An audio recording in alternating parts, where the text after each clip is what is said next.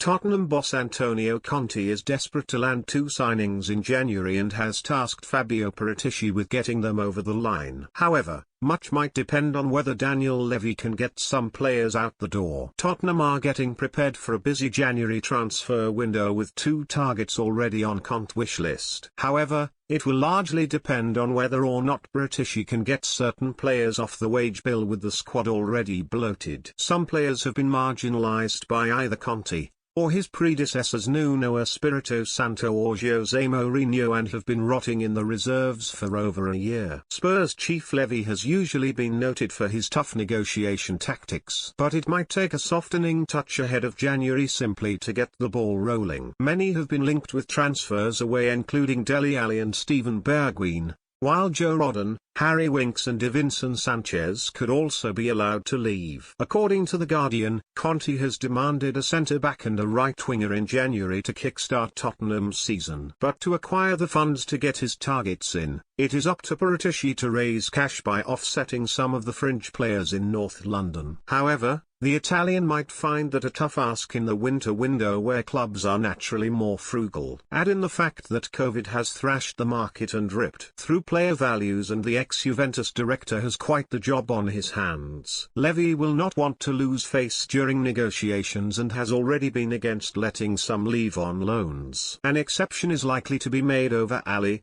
who will be allowed the chance to reignite his career with the likes of Everton and Newcastle already linked. But when Bergwijn was brought in for £27 million, much was made that his resale value could flourish, but, in fact, the reverse has happened and he is now worth around £16 million, according to Transfermarkt. With Conte demanding two players, such a figure would not benefit Spurs, neither would loaning the Dutchman out, with cash needed to allow the former Chelsea manager to get his preferred targets. It remains to be seen who is on his shortlist, but Milan Skriniar has been linked before, having won Serie A together with Inter Milan last season. As Paratici might find, though, finding suitors in January for those he would wish to offload will be hard work, considering he could not do so in the summer, a time when clubs might be more willing to part with their cash. The biggest sale made was around £13 million when Villarreal made Juan Foyth's loan permanent in a deal that was agreed long before Paratici had even thought of North London as his new home.